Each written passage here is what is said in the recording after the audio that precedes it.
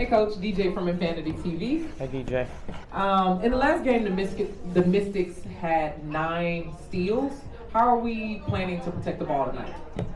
It's a good segue into talking about Washington.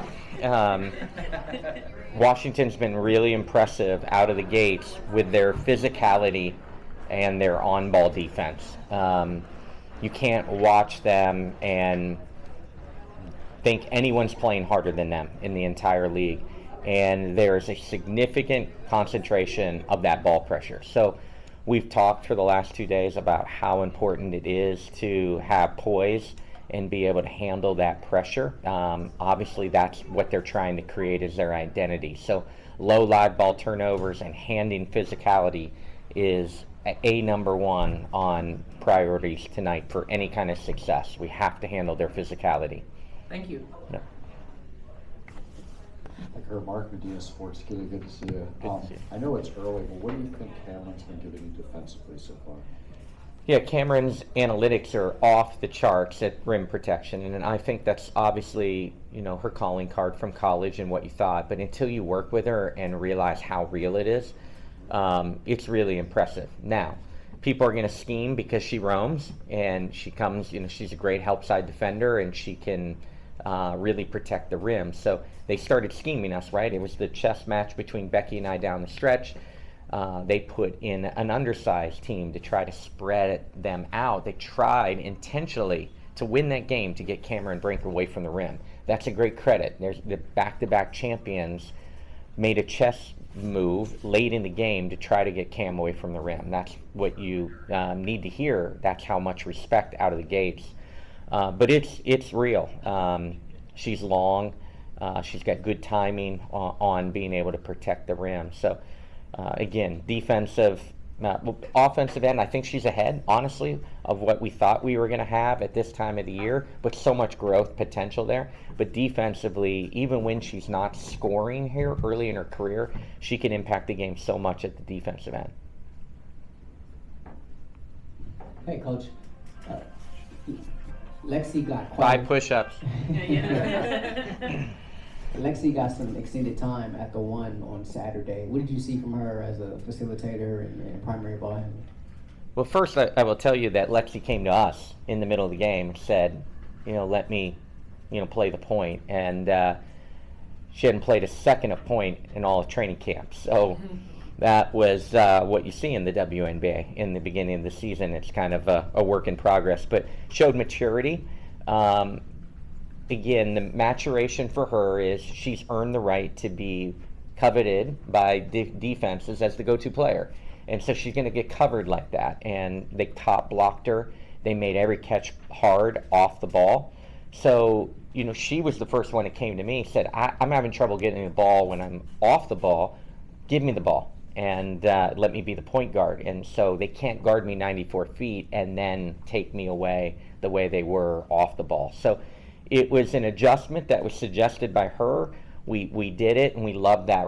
We loved that lineup. That lineup was very effective for us. We moved Kia Nurse to the 2, got extended minutes with Rakia, got her in her maybe more natural position at the 3, as she's a 3 and 4, and we were able to keep De'Erica and Cam with our size in the post. So we had effective minutes. Was excited about that. Excited that Alexi embraced that, wanted that. And it got her going. And she's the one that recognized how well they were defending her when she was off the ball. So we've got to take a look at that. It's a good counter when people are, again, tonight, I expect Atkins and their best defender to be on Lexi, making life difficult, and like they have with each one of their opponents so far. So we're going to have to be creative and find ways for Lexi to get the ball. Hey, Coach. Jackie Ray TV. The Sparks looked really good last game. Can you talk a little bit about how they're building that chemistry, learning from each other, and Rakia and her supportive role? How is she developing in that? Yeah, no moral victories in pro basketball. This is a build, but there's still no moral victories. We wanted to find a way to that finish line and just came up a little bit short. But to fall down double digits in the fourth quarter and battle your way back to 4 points and had multiple possessions, down 4, had a wide open 3 to cut it to 1 with less than a minute to go. There's great learning opportunity through that, and we didn't back down to them. And De'Erica Hamby led the way with her motor and her physicality and her determination, and that's what we love to see. As for Rakia, obviously he's first off the bench for us, has embraced that 6-player position right now. I have a mantra that the young players in the team are repeating: fight for the role you want, be a champion in the role you've earned. And they're embracing that. They're regurgitating that to the media themselves, and I love to see it. I think there's a stat out there that there's 6 or 7 players on each team off the bench, depending on if they're keeping 11 or 12. So somewhere in that 70-some range of people are considered bench players in this league. There's only 2 bench players in the entire league playing more minutes than Rakia right now. So I know everyone wants Rakia on the floor. She is getting minutes. We're excited about what she's produced, and it's only going to get better. And you see how talented she is. She has a knack to put the ball in the hole. Hey, Coach, Kahari John from Motivated Purpose. Can you elaborate on just more on Rakia? Is that her being versatile? Is that something that you expected from her coming into the season? Yeah, she's definitely 4'3", and that's how they used her at Tennessee. That's what we drafted. You see it when I was with the USA team and we played Tennessee in the exhibition. She did some good things at both positions, and so we drafted her with the ability to play a little bit smaller, a little bit more modernized basketball at the 4, but also know that she can bring great length at the 3, which we didn't have last year with both Katie Lou Samuelson and Steph Talbot out for the entire year. We didn't have any length at the wing position last year, so it's nice to have that versatility. Again, with Azare, with her extended injury, we're a little bit thin in the post, so Rakia started more in the post early in her career, but she certainly has the potential, and we will use her at the 3. And we have to be out of foul trouble. We have to be fresh in order to have enough post players to allow her to play the 3. If not, obviously we're playing her as an undersized 4 at times too. Edwin Garcia, Swish Appeal. Coach, you mentioned early on before the season even started that it was going to be a committee kind of leading this team. There wasn't one direct leader, but De'Erica Hamby has quickly, picked up the offensive production and kind of carried that load. Can you talk about, besides just the fact that it's been a year where she's been under, the tutelage of the team and been a spark, what's really helped propel her offensively this season so far? Her mentality, her mindset coming in.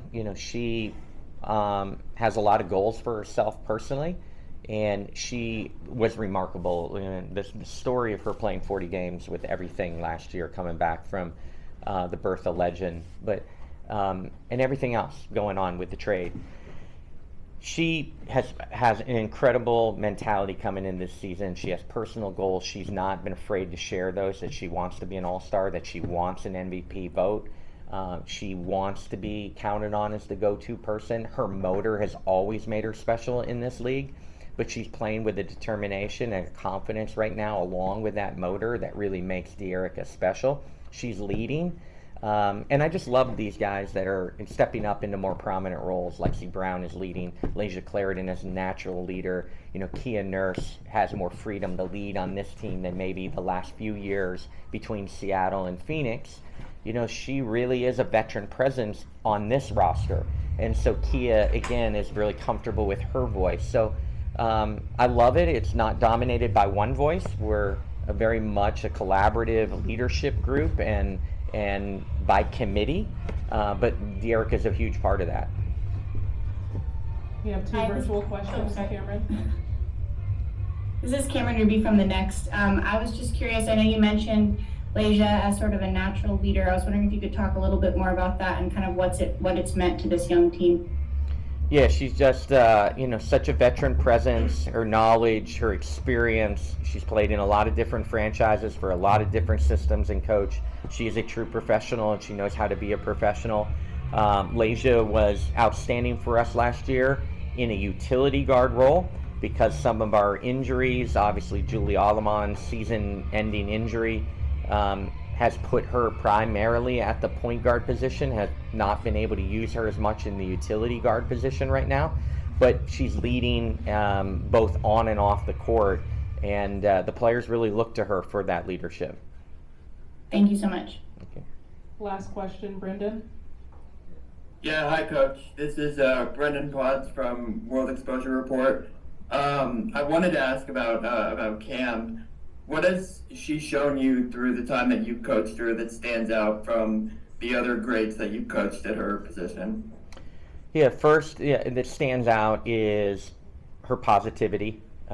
She is a really fun player to be around, not only coaches, but the players. She brings a lightness to the locker room. She just really has a great personality that can really bond teammates. So what she's been asked to do off the court and represent our franchise and all that comes with a lottery pick and a person of her stature, a lot of people couldn't do what she's doing, and she shows up, wanting to be a sponge, wanting to keep learning. That's what's really remarkable, is that she's humble.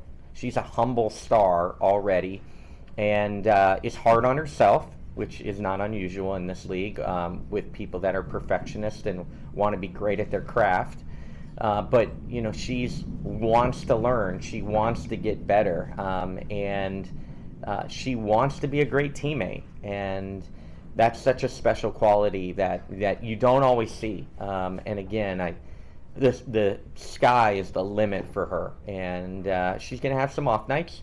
She's going to have a rookie wall at some point. All those guys played all that long college season, and we're getting ready to go into an unbelievable cadence of games. We've had a little bit of a easier cadence than some teams out of the gate, but right around the corner we have 4 and 7 in 3 different cities, and so it's going to get real for all these guys. But I can't tell you how excited I am to be a part of Cam's growth and part of her journey, because she has a chance to be really, really special. Thank you, Curt. All right, thank you, Coach. Thank you. Thanks, Coach. Have a good game. Okay.